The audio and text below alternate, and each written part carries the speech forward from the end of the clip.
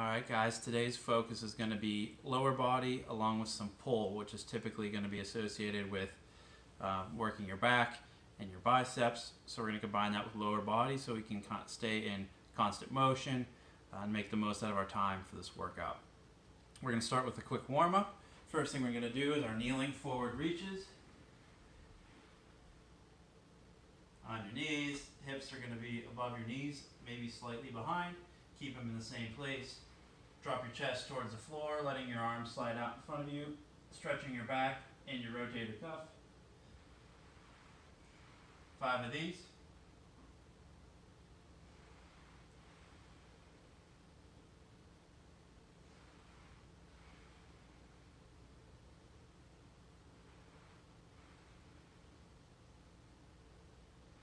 From there, we're going to turn onto your side.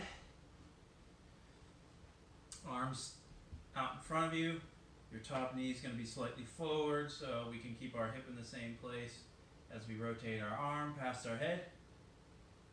Bringing our shoulder blades close to the ground as we comfortably can. Getting that rotation in our spine. We'll do 5 on each side. And we don't have to do fast, but we're not going to hold each one. We'll just get there and reset.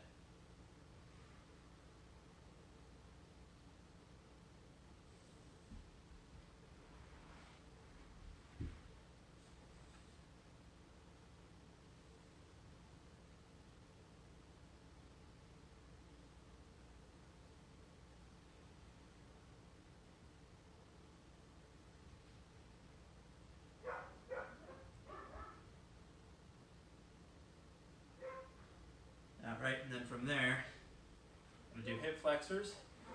Get into a half kneeling position.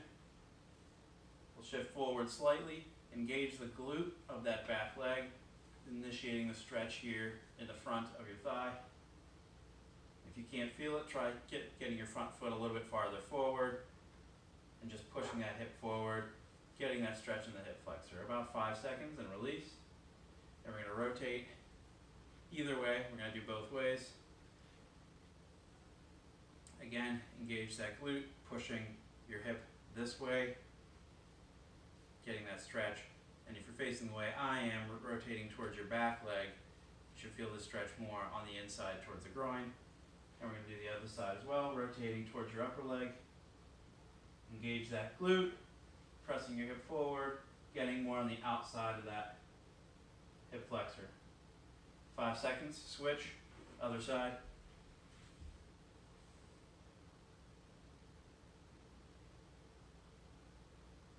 Engage the glute, release. One way. Try to keep your back as upright as you can. We don't want to arch the back.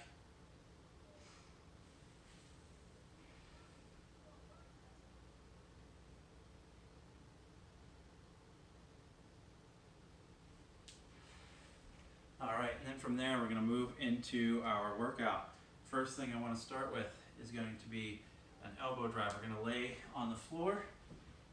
It's going to be like a sit-up, but we're wanting it to initiate the movement with our elbows driving back like we would in a row, rather than with our abdominal muscles, which will be helping out somewhat. It's inevitable, but we're going to get on the floor.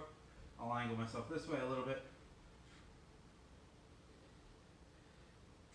And with this, I think what's best to keep your back working instead of all abs. Try to keep your stomach on the forward end of things rather than, rounding into a crunch. Just keep your chest forward as you drive. So we're going to drive your elbows into the floor, lifting your chest, and try to relax your neck. We don't want to blow any muscles out there in your neck, so just try to relax that. And drive your elbows through the floor, engaging your back muscles. We want your shoulders to be driven back as well. And just focus on feeling those muscles in the back working. Let's do 8 of these. It's okay if you feel your abs as well. Just want to focus as much as possible on your back working there. Okay, so from there we're going to go into a glute bridge. We've done this before. We'll do it again.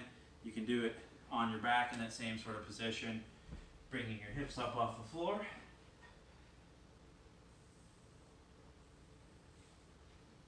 And if that's comfortable for you, if that's a good level of difficulty, stick with it there. Otherwise, we can elevate, get our hands up, or our legs, our feet up onto the couch or chair. I'm going to drive up here. If you have a weight or something heavy, you could throw it on your hips. Might be a little more hamstrings here, but it's also going to be glutes. And here we're going to do between 12 and 15. If 15 are super easy, then there's another way we can add some more difficulty. We can make it single leg. We'll shoot this one leg out. Shoot this one leg out here and lift there. And you can add that weight in as well on your hips. And that should make it difficult enough. And just keep going through. Let's get at least 10, up to 15 of these. If you can do more than 15, a single leg right there. You can also elevate that. That'll be pretty much max level. And if you're really focused on those muscles engaging, you should have no problem fatiguing between 10 and 15. And again, that's going to be glutes, hamstrings, a little bit of low back as well is also fine. Okay, third thing we're going to do is back to our back. And with this, I got some props as examples of some light weights you can use.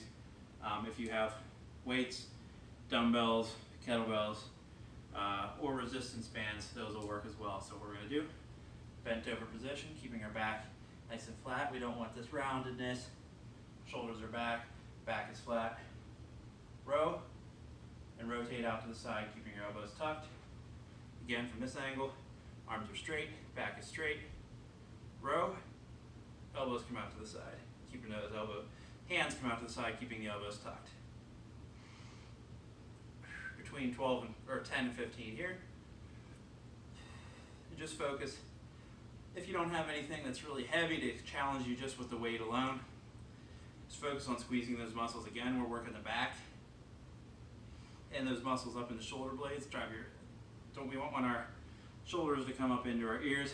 Keep them down, away from your ears, and drive them back, engaging those muscles in the shoulder blades. You can also, like I said, use a resistance band, get it under your feet, and row, come out like that. And there should be plenty of difficulty there. Just focus on the muscle engagement, connecting with should be all these muscles through here as well as up through the scapula. 10 to 15 of those. Last thing we're going to do is sit to stand. Seems simple, and it would be. You can do it 2 legs like this. Just focus on staying in that action position. Don't sit back like you're trying to relax. Want to stay forward as if the chair wasn't even there. So you're ready to come right back up, driving through your heels. Don't let your heels lift. Challenge, if you guys that's super easy, and I know it will be for some people. We're going to bring this leg out front. Squat down. This is kind of like a pistol squat, but we just have assistance there, so we're not going to fall flat on our back. And as a stop between, you can come up with 2 and sit down with 1. Back with 2, down with 1. Try to hold it the whole way down. Don't ever fall down. We'll hold it controlled the whole time. We're only going to do 6 of these, or 6 each side if you're going to do those single legs.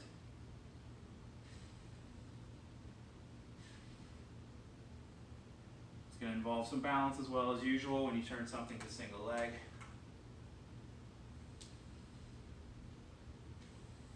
And remember, you touch that seat, stay in that action position, still forward, and not sitting back and relaxed.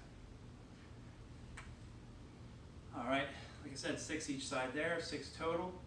You want to give yourself a challenge, so if you want to try those single legs, do the single leg on the negative portion, which is when you come down. Stand up with 2 on the positive portion. and just try to control it. Focus on going slow and controlled. Don't fall in a position. All right, guys, go 3-4 rounds, whatever feels good to you, 3 or 4 rounds. You're gonna start with the elbow drives into the floor, laying on your back. Then you're gonna move into the glute bridges. Then you're gonna do the row and external rotation there with the shoulders, keeping your elbows tucked. And the last thing you're gonna do is the sit to stand. Challenge yourself, keep it fast, not spend too much time on the workout today unless you really need a good deep workout. All right, guys, thanks for joining. See you soon.